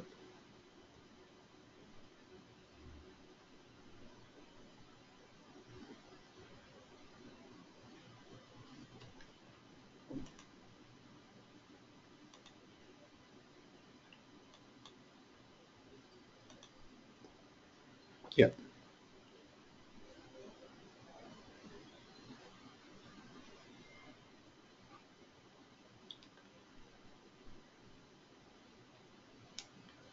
You know, we are talking about inheritance. So we saw that a class can extend another class. Here, a class can extend how many classes? As of now, junior savings account class, it extends savings account class. Can we make junior savings account class extends some other class also? It's already extending savings account class. Can I make it extend more than one class?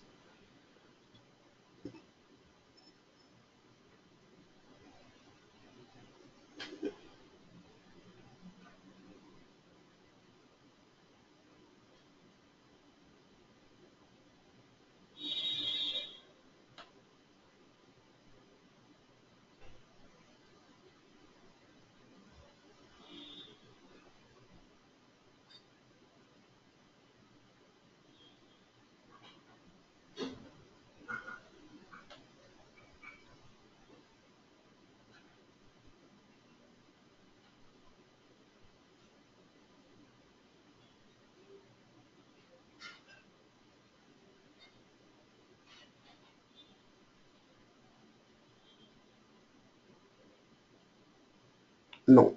Okay, yes. So Java only supports multiple inheritance concept.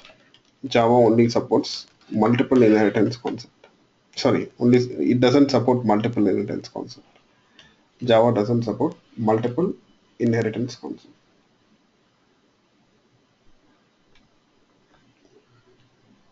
Java supports, it doesn't support multiple inheritance concept. Okay. So multiple inheritance means what is it? First of all, let me explain it.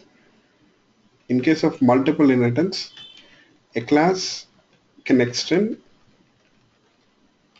more than one class. A class can extend more than one class. Java doesn't support multiple inheritance. You cannot make a class extend more than one class. A class can at most extend one class, that's it.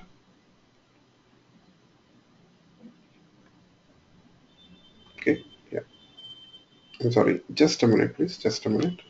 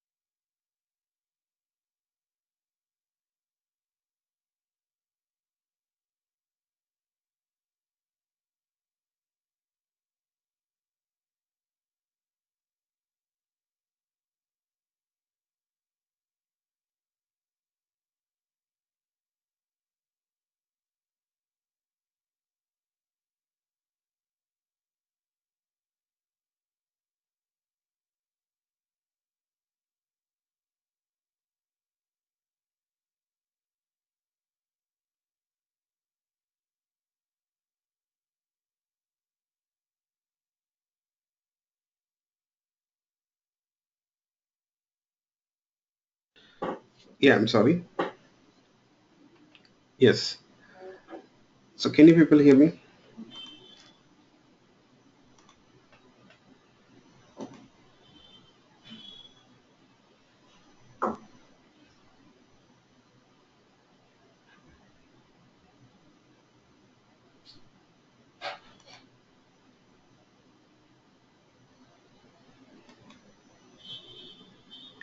Okay, thank you. So Java doesn't support multiple inheritance, but Java supports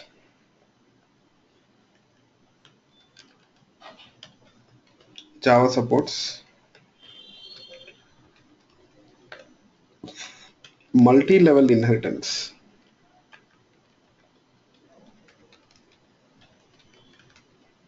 Java supports multi-level inheritance.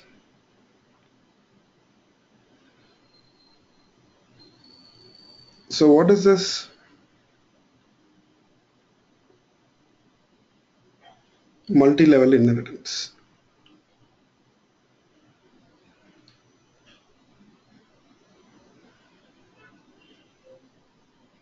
Let's see. First, suppose, let's say we have a class called as X,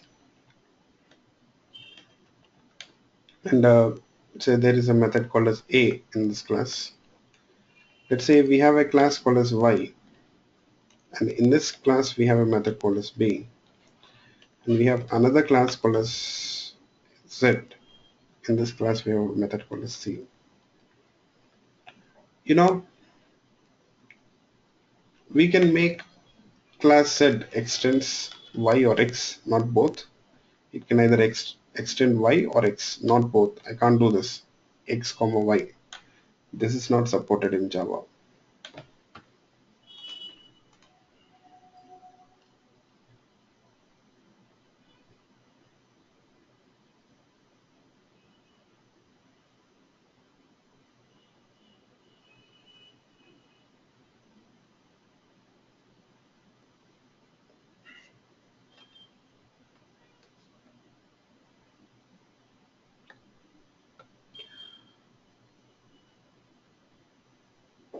So you see, let's say Y extends X. Let's say this is what we have here.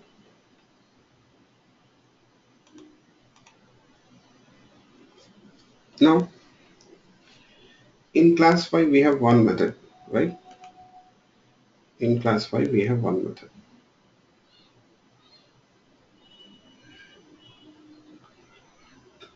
You know,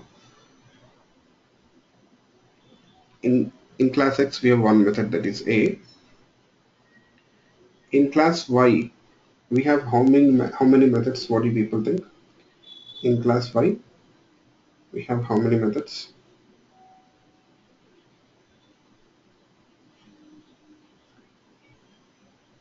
Two methods. Yes, one is A, the other one is B.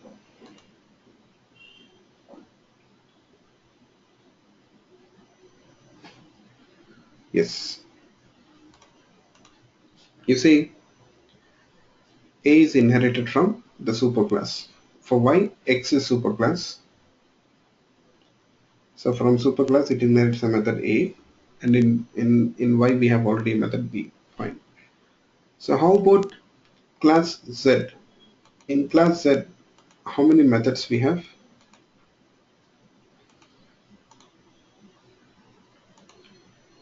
In class Z, how many methods we have?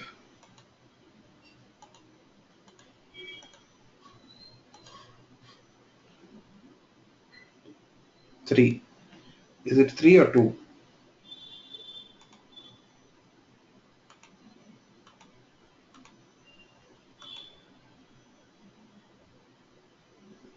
Yes, three. So you will find that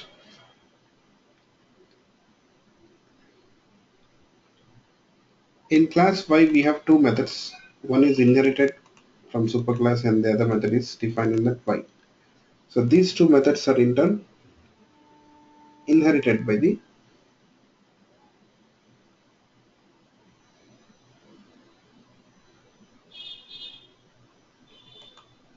class set. So in class set we have three methods altogether, I can say.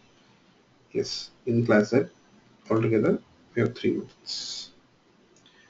So this is actually called as multi-level inheritance. This is actually called as multi-level inheritance. Yes,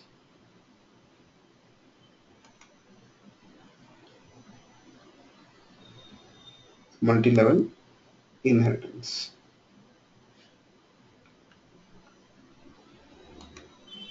For class Z, Y is the direct superclass, and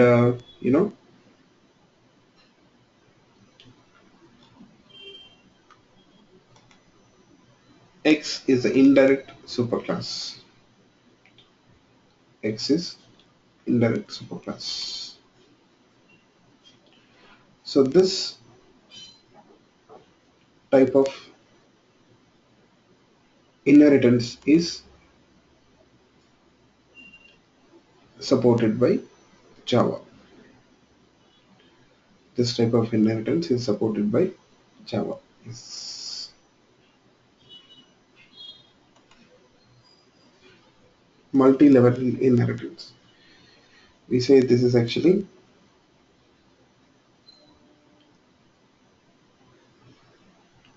multi-level inheritance.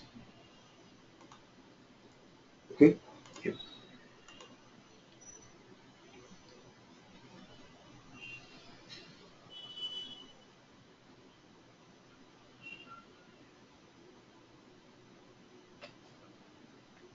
So multiple inheritance is not supported by Java, but multi-level inheritance is supported by Java. So this is an example for multi-level.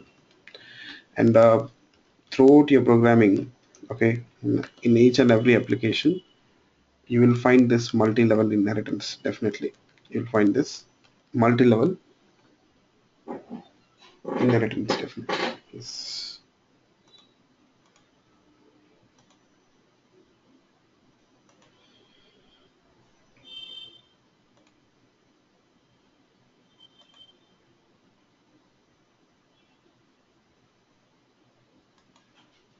Okay.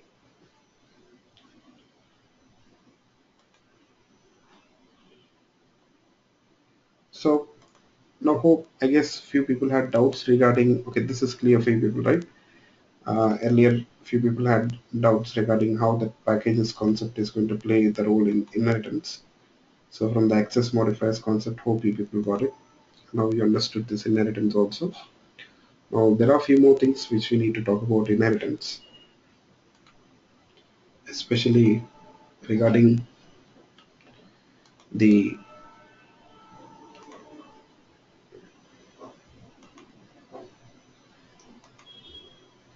polymorphism.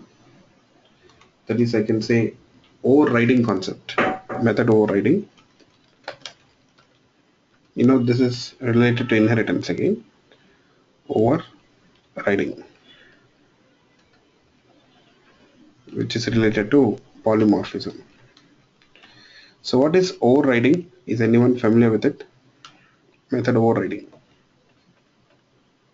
What does that means?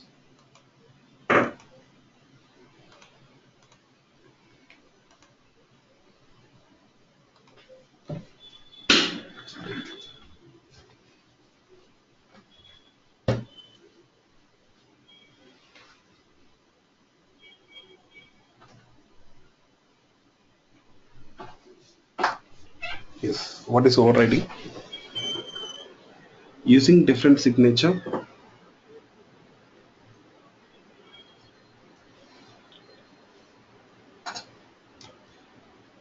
implementing the same signature,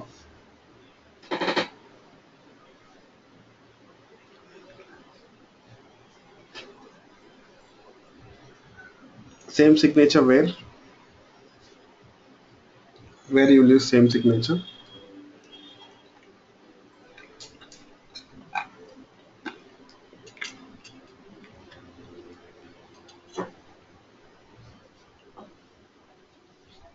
in the subclass. Okay,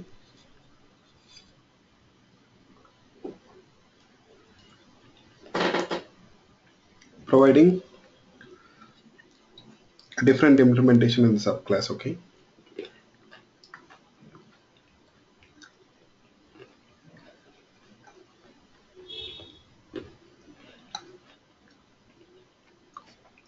why we do so?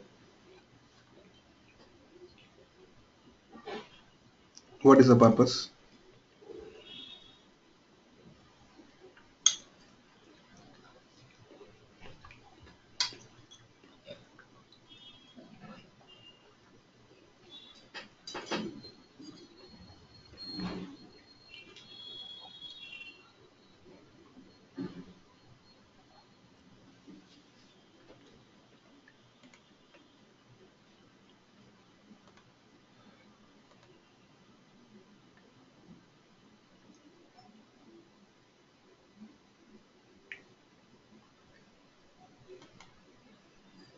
Reusability. Okay, fine. You know, this is one of the most important topic, the most and widely used. So we'll talk about it, but we'll do it in the next session, okay? So we don't have much time to talk about it now. So I'll stop it here today because at least I need 1 hour to talk about method overriding. So we'll do it in the next session. In the next class, I'll talk about method overriding first. After we are done with the overriding, I'll start with abstract classes and methods. So these are the things which we'll be discussing in the next class. Yeah. Abstract classes and methods. Okay. So that's all for today. We have a class tomorrow at same time and we'll continue discussion.